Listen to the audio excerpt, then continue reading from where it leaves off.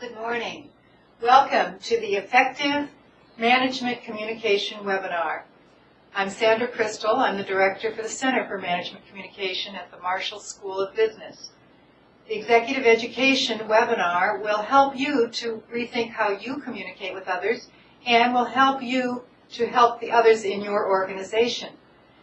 To really learn from one another, we encourage you to send in emails. Share experiences you've had or questions that you have. We have someone here, Jackie, who is going to be taking your emails, so please send them as we're speaking and then we'll share them later on in the session.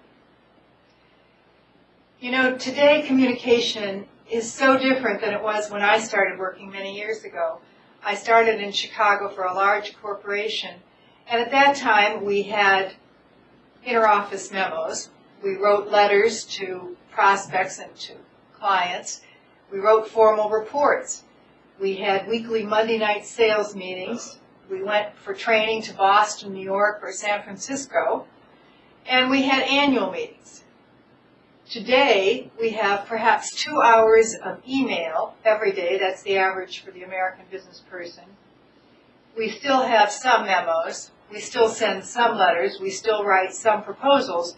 But now we have journals, we have blogs, we IM, we spend an inordinate amount of time looking at YouTube, we look at Skype. We have many ways that we communicate with one another. Now, why is it important for you to think about those communication medium? Because they can affect your company and your actual work with the company. They are useful. The digital world has made us be able to have much greater knowledge sites than we ever had before. But there are repercussions to that too.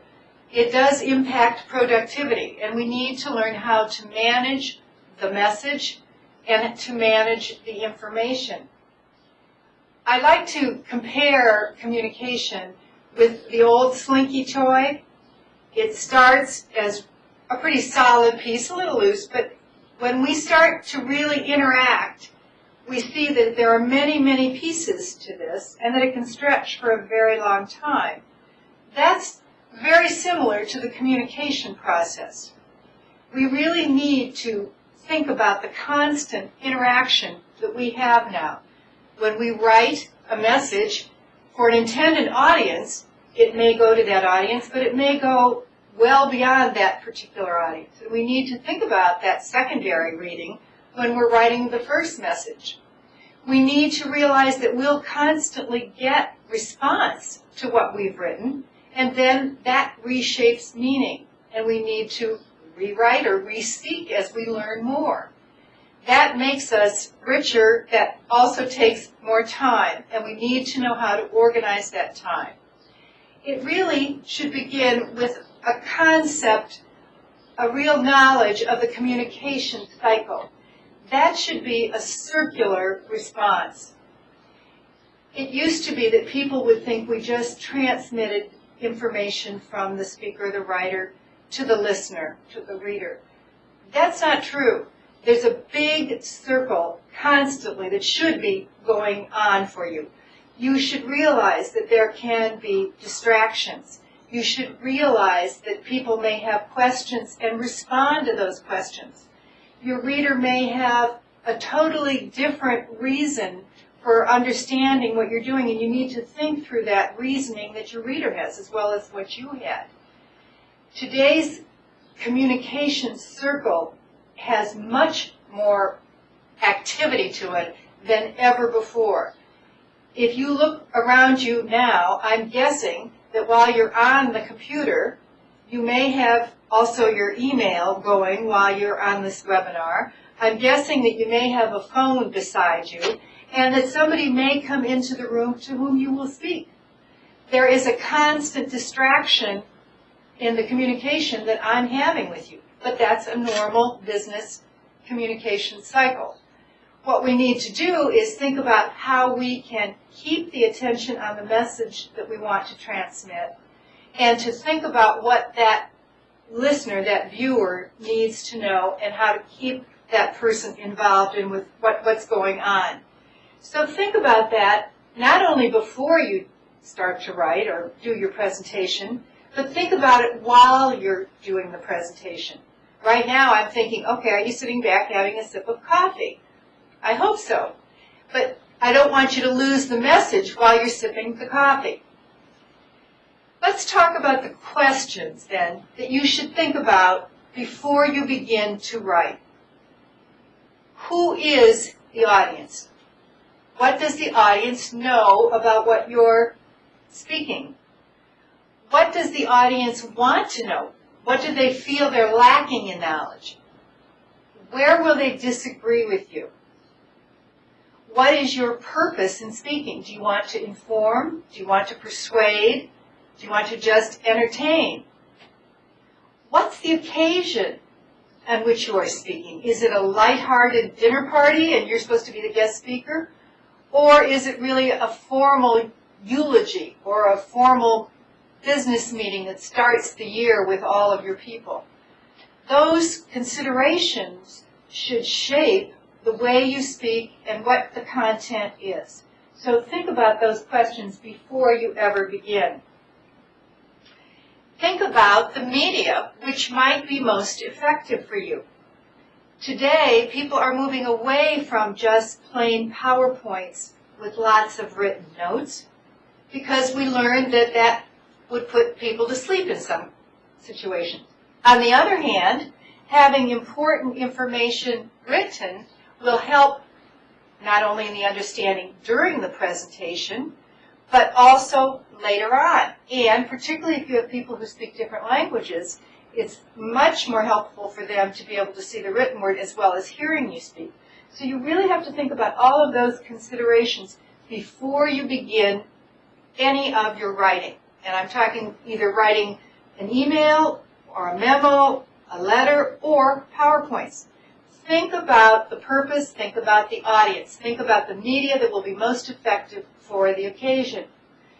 Today, it might be that you want to create a brief 3-minute YouTube video. That might more successfully show a need out in your corporate world than any words that you might come up with. You might show how effective the new water system actually works. Think about which medium will be most helpful in achieving your purpose and helping your audience to understand what you're saying and maybe to move to the position that you want them to move to. When I'm preparing for today's session, I know that you've all communicated a lot. I'm not talking to people who have just come here for the first time. The reason that you're here is because you want to improve and because you want to help improve the colleagues with whom you work. So I have to think about how best to help you with that. And the most important thing that I can offer you is audience and purpose understanding before you begin. Now, once you've gone through those steps, you need to create a blueprint. We don't know architects who put up buildings without a blueprint first. We don't know organizations that don't have enterprise architect working papers that they've developed. We have to do that with our own writing. You need to think about a roadmap, where you want to go from the beginning of the paper or the beginning of the presentation and where you want to end up in order to achieve that purpose that you've determined with the audience that you've analyzed. So think about that roadmap and how you're going to establish that. You can help with that road when you set up markers, street signs, as you go along. They may be visual markers. For example, I use question marks to show you that you should be asking yourself questions before you begin. They may be words. When we use marker words like therefore and explain something, the reader, the listener, knows that you're going to come up with some more explanation. If we number verbally or in writing, we can follow the argument very clearly. But you need to have that roadmap in front of you before you begin. Whether you outline or whether you do it more creatively, you need to set up that architecture, you need to set up that organization to determine what you want before you begin. When you start your writing, you will want to create a bottom line, a statement right up front that clearly tells the audience what you're trying to achieve, what your purpose is, what your position is on this issue. My bottom line, we can help you be better communicators. There are tools and there is theory that will help you to be a better communicator. So that's the bottom line that I will constantly refer to, and all of the points that I'm giving you should support that bottom line. The cartoon that you see here has three rather menacing young men towering over a smaller young man. One might guess that they're asking for money. The response, the bottom line in this message, this communication, is all my lunch money's in real estate. So he is telling them right up front, here's the answer to your question, and I probably don't have any money on me, go away, is the secondary message. But you need to state very clearly your bottom line, whether you're speaking or writing. Get that right up front. Constantly be revising what you're saying as far as details or how you're saying the main points as you watch your audience. If you have people to whom you're speaking and you can see their faces, you can see if they're perplexed or angry, hostile, skeptical, and you should rethink the way you're saying the material or bring in new material. That constant response to your audience really makes you more successful. When you're writing, you can't do that as easily when you're drafting, but the way you do it is to have another reader. If you're writing anything important, please go to a colleague, go to a manager, ask them to take a few minutes to read through, not to say, oh, this is good, and pass it back to you, but rather to say, here I have a question, or could you say this another way? Then you reshape what you're talking about. And it goes back to the changing shape of this slinky because you're reshaping the meaning for yourself, you're reshaping the meaning for the reader and the listener. So constantly be doing that, changing as you go. Don't make it a linear process. Many years ago, I guess in some high schools they still teach 5 paragraphs, topic sentence, beginning of each paragraph, supporting statement, evidence. That is not always the most useful way for problem solving. That is not always the most effective way to communicate. Move away from that. Think about what your purpose is, what your audience is, what you want to accomplish, what your bottom line is, and then answer the questions that the audience will have so that you can inform them, so that you can persuade them. Think also about organizing most important to less important. Why? Because we're all busy. How many of you just read the first paragraph? If you're like most people, you do that every once in a while. If it's worthwhile, if it's necessary for your learning, then you'll go on and read more. But otherwise, you read the first paragraph, drop it. Some people don't even go beyond the first sentence. I've been told that when people read, recruiters get cover letters, they take one look at it, they may not even read it. If the cover letter doesn't look good, they don't read it. If the first paragraph doesn't make sense, they're not going to go on and read the cover letter and the resume, which is the goal of the cover letter.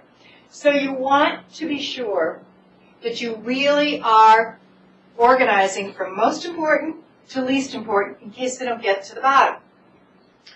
Remember, that's what you're doing with your executive summaries. You're trying to pull together all of the information from a longer report and putting it in a brief, maybe page executive summary. But again, that's pulling the most important points and putting them from most important to less important. So in management communication, remember to do that, whether you're writing or presenting orally. Sometimes people leave. Sometimes they fall asleep. Sometimes they're interrupted. Maybe now you've been interrupted during this webinar. If I didn't tell you the most important point up front, I'm not doing what I should do and you're losing out. So please be sure that that's how you organize.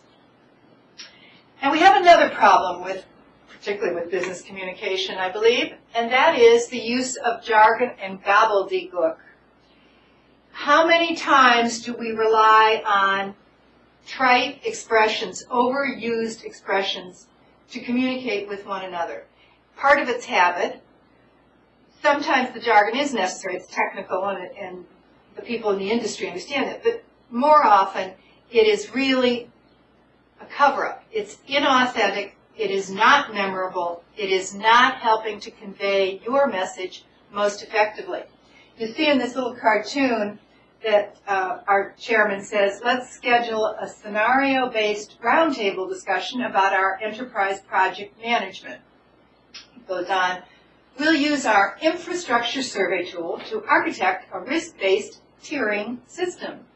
And our other gentleman says, that almost meant something. And the third guy says, I'm tempted to stop acting randomly. What does this tell us? How many meetings have you sat in where you felt there was more garbage being spoken than ideas being communicated? That is not productive. That is not helpful to you if you're doing it, because people aren't going to remember you as having good ideas, effective ideas. And it's not going to help the company or the organization to which you belong. Who can ever use the word leverage again without the connotation of the mortgage problems that we've had in the last couple of years? Leverage has been used so much in conjunction with this mess that I would hesitate to use it for almost anything else now. And I used it a while ago in the title of a chapter I wrote. I don't use that anymore.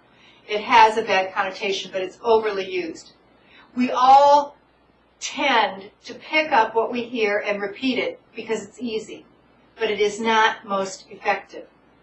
Work on using vivid verbs, vivid description that has not a lot of modifiers, but specific details.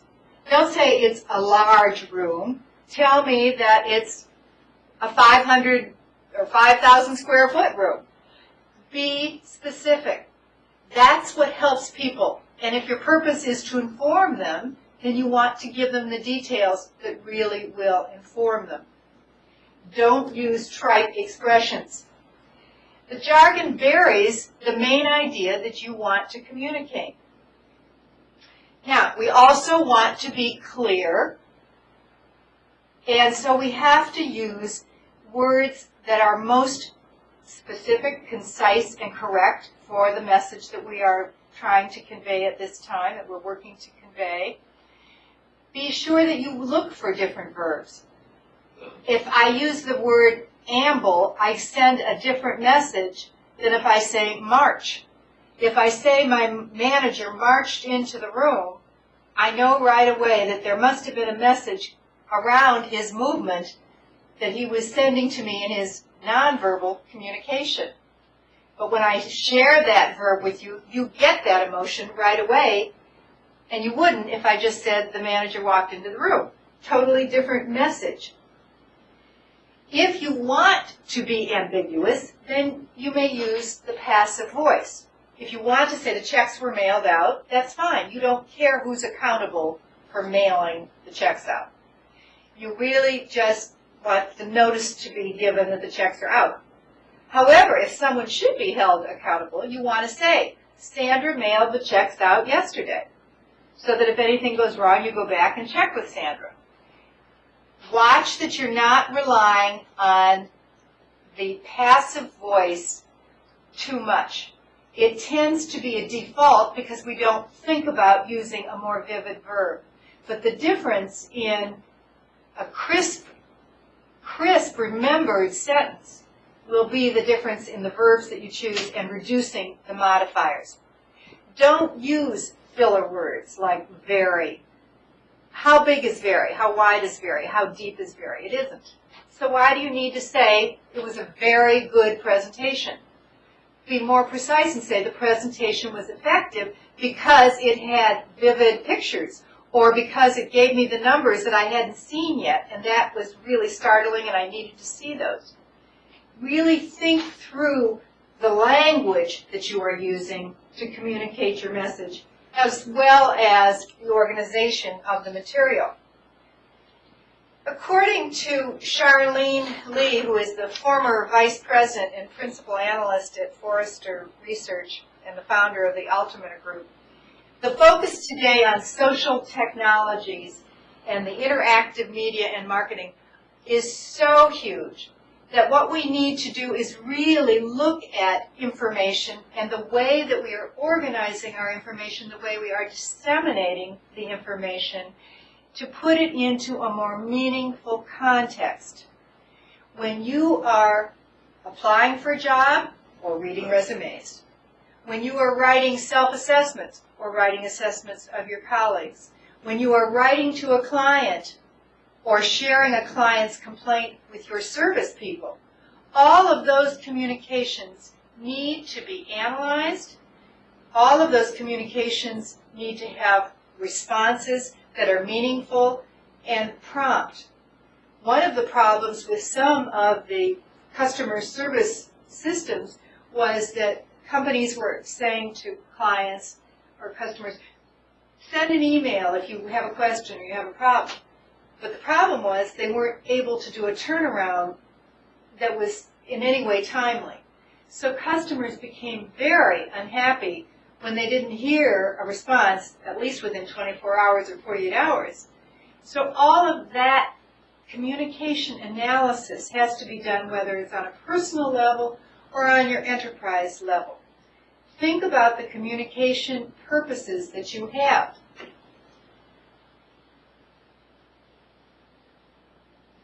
I brought a couple of other of the jargons that I wanted to show you as long as we have enough time.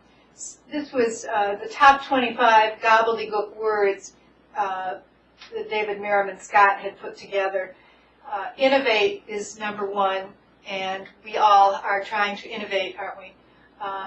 We're pleased to do something. I've got the unique webinar.